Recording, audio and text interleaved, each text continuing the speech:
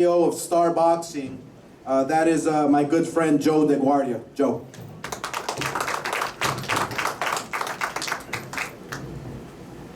Thank you, Oscar.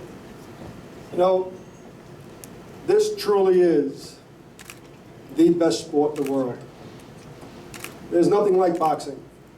So many different storylines, so many different attributes that these fighters have going into that ring. And I'm really pleased and honored to be on this dais with everybody who's contributing to have such a spectacular weekend of boxing, both on Friday and Saturday night. And I want to thank Golden Boy Promotions, Oscar, and Bernard for giving us the opportunity in this final fight for Bernard's. It's really a truly special night. And I also want to thank HBO, which is really, truly the network of champions. You know, Bernard has put in 4 decades of boxing. And he really shows what he is all about when he comes in and he's taking a fight like Joe Smith.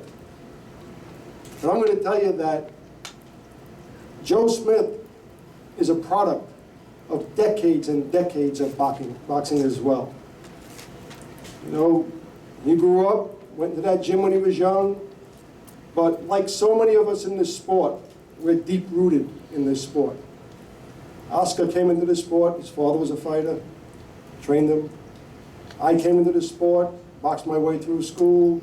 My father was a fighter, my uncle was a fighter. The 2 trainers and managers of Joe Smith also come from a true boxing background. Both were fighters, both managers, the co-managers. The trainer, Jerry Capabianco, was a fighter, and also comes from a father who was a fighter. So before I get into Joe Smith and bring up Joe Smith, I'm first going to ask to come up and say a couple words is Jerry Capabianco, the trainer of Joe Smith, who really took Joe under his wing for many, many years since Joe started boxing. Jerry Capabianco.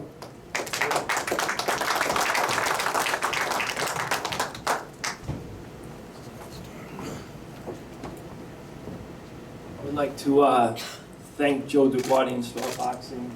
I'd like to thank Golden Boy and Hopkins for picking Joe, because I believe he's going to make a statement, and I believe it's going to be Bernard Hopkins' last fight, and it's going to be Joe's coming out party. I'm very proud of him. He gave my brother and I the opportunity to be here with our hard work and his hard work. I know my father is looking down at us, and we're going to be victorious. And so all you guys, you know, 2-to-1 odds, you could double your money. Thank you very much.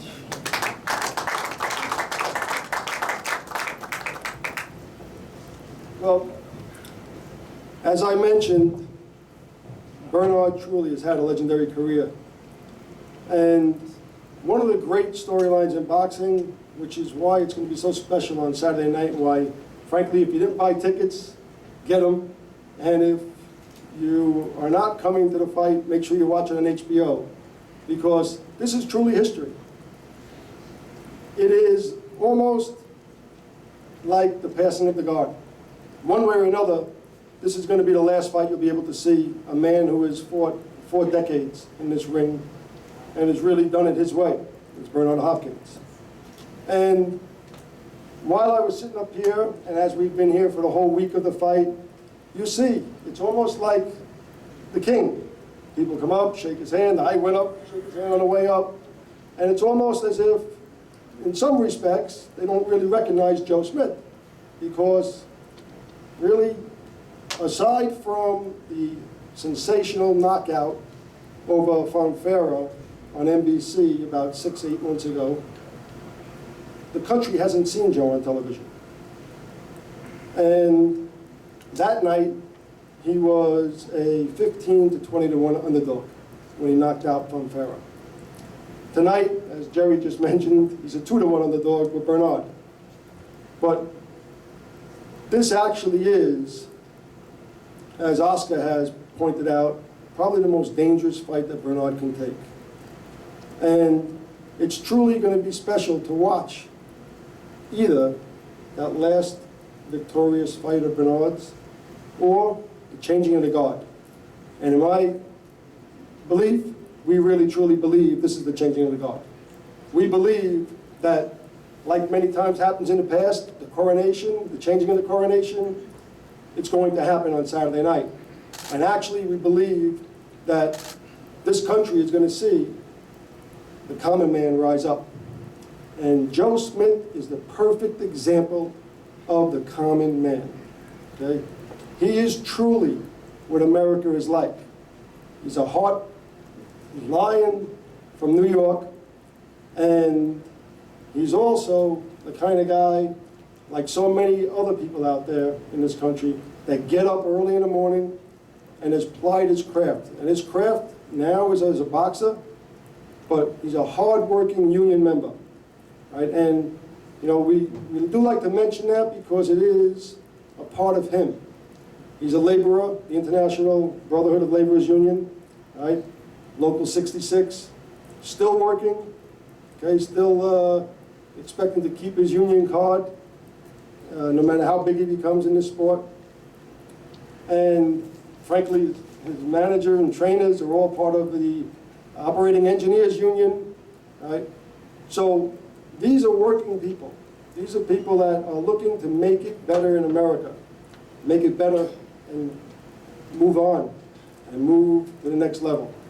So on Saturday night, we believe you're going to see what happens when that common working man breaks his hump every day and then gets into that ring and defeats a legend.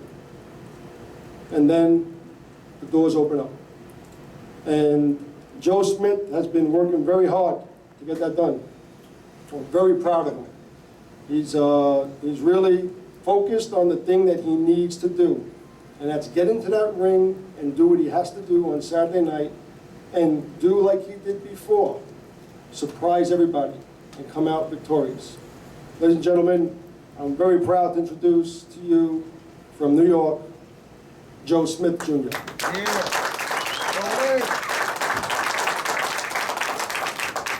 How's it going, everybody? I can't even describe how excited I am to say it's finally fight week. You know, I'm ready for this Saturday, and I'm very excited. I know I'm gonna be in there with a legend, but I worked very hard. You know, put many hours in the gym, and a lot of sacrifices to get to this point to where I am today.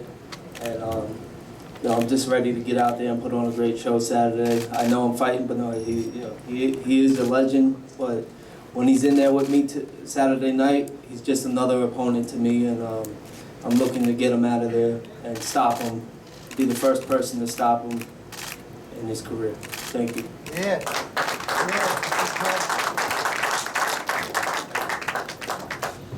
Thank you very much, Team Smith.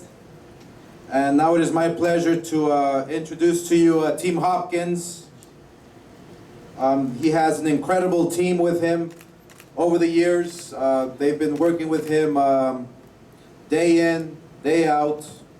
They've made history together. And I would love to acknowledge the current team that consists of Malik Chambers, who is Bernard's right-hand and left-hand guy. Malik is somewhere out there. Would also like to introduce to you Sharif Parker, who is part of the team today. Also would like to introduce to you Danny Davis, who is also part of the whole team, who has worked hard in order to get to Bernard to where he's at today. So let's give the team a round of applause for a great career till this day. At this time, I would like to call up to the podium the man who is working with Bernard Hopkins. He's helped train and prepare Bernard Hopkins for the final one. He's even fought Bernard Hopkins back in 1997 for the IBF middleweight title. Many of you know him as a great fighter, and now we know him as a great trainer. So let me call up to the podium David Jackson. David.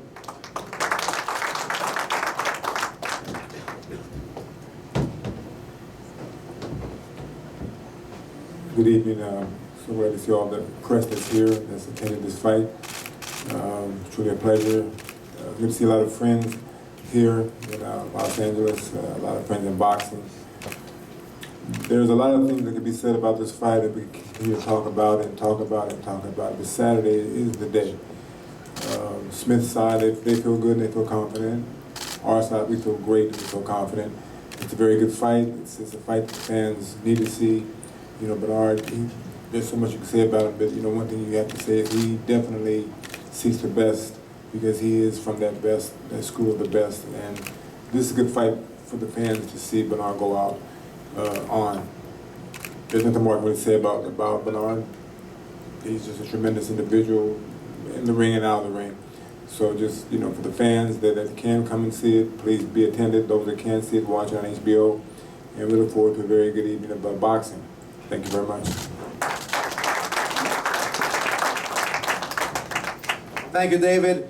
Before we introduce the champion, I would like to call up to the podium the WBO, who wants to make a special presentation. Let me call up to the podium Gino, who is representing the WBO. He wants to make a special recognition on behalf of the WBO. Good afternoon, everyone. On behalf of the OVO and its president, Francisco Vargarcia, sends this small token of appreciation to a legend of boxing, Bernard Hopkins. You know, everything that has been said about Bernard, I mean, I just can't imagine anybody saying anything bad about this guy. This guy has been the legend, the history of boxing. I mean, everybody knows Bernard Hopkins, even little kids that are just, you know, 2 or 3 years old. Thank you very much, Bernard. This is yours.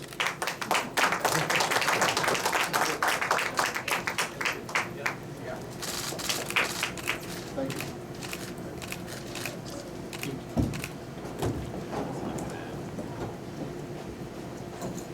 Thank you, Gino. So what can I say about the champ? He has had such an incredible career, and obviously it's not over yet. Bernard Hopkins has had a career that maybe like no other. He's faced the very best. He's faced, I mean, the likes of Felix Trinidad, and he's faced the likes of Antonio Tarver, and he's faced you know, fighters like John Pascal and Glenn Johnson. You know, he's faced myself, and he faced Kali Pavlik. So, you know, we strongly feel that Bernard Hopkins, when he finally has that last fight, okay, he's gonna really truly say that he did it his way. You know, he really did it his way. He went out on his terms. And, you know, this Saturday night, I strongly believe is gonna be a special night and the beginning of a new era for obviously not only boxing, but for Bernard himself. I mean, Bernard doesn't know yet, but we're working on the second coming of the George Foreman grill for you. So, so without any further ado, I would like to introduce to you my partner, my friend. He's had a stellar career. He's a great fighter, one of the best 28-year careers that we've ever seen. That is Bernard the Executioner Hopkins.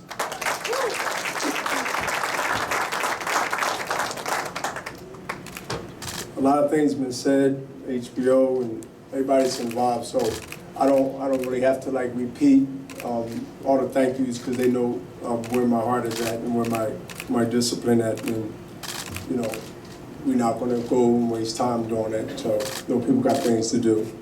But I wanna, all the young fighters out there, and even fighters that's not as young. And there's a lot that I see. One is Todd, two-gun, undefeated fighter from Philadelphia, that's undergun boy, light heavyweight.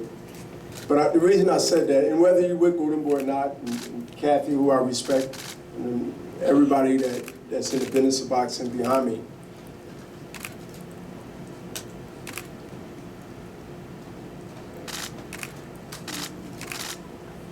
for the fighters out there, people itself that's not fighters. I mean, like, whether you're a fighter or not, but many of the fighters, I listen to what people say.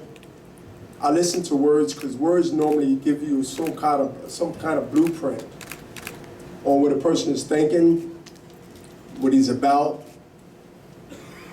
how articulate or whatever.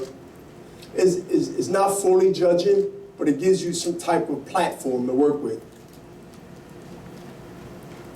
And Joe DeGuara said, common. Pour your phone out in the dictionary. We ain't gonna preach, but we're just gonna talk about common. Special. Common. So all the fighters out there that wanna be special, claim it before you become special amongst the eyes of the people, because even though you might make it pass and surpass what Oscar and I did when your career blossomed, there's always going to be someone that you have to prove that you're special, no matter how many titles you win, no matter how much money you got, no matter what you do, you're always going to have that. But if you use that for motivation, if you use that to stay in the game respectfully, then you become special, and an icon surpasses legend. Common man. Special man. Which one you want? Which one you want? I want the special. You are that before you become that. Claim it. And if you want to work your way back down to common man, there's a lot of people down there. But very few think the way I think. And remember, he gave y'all a prediction. See, I'm not going to predict that I end this career mentally, emotionally, physically. You know, I'm not going to wish the Kelly Pavlik on him. But what I'm going to do is, I'm going to spank him, teach him his ABCs, and then send him back to Long Island up the road from Philadelphia. And then one day, if he recovers mentally, then he might have something to savage and go forward. See, that's what I'm about. I'm a career stopper to most of my opponents that talk like him. And yes, I'm honored to be respected. As Joe mentioned too, I listen to words. People come up, people shake his hand. Nobody really paying attention to Joe. I know the mentality of Joe. You remember, he's from the Union 3560. I'm from the Union State Correctional Institution of Greater Falls. That's right. And even though I never bought silk underwears, but let me tell you what I did keep in my pocket. It's called a Y4145 prison ID card with my picture on it. And you know what that reminded me of when I got that first big check? That I'm always fighting for a lot of reasons here in America. One is this. We ain't gonna get into the politics, but common. You won't be special come Saturday. You will stay common. But you will, hopefully you will see, because I don't want to, like I said, I want him to have a career. I want to wish nothing on nobody, I want to wish on myself. Because I've grown to understand the importance of that. Goes around, comes around. Never heard that? So young fighters, believe you're special. Women, men, whatever you do, believe you're special. You don't need nobody to tell you. You got to believe that. But you can also choose second, which is common. So a lot of it, you can always want to be common. It's so easy to be common.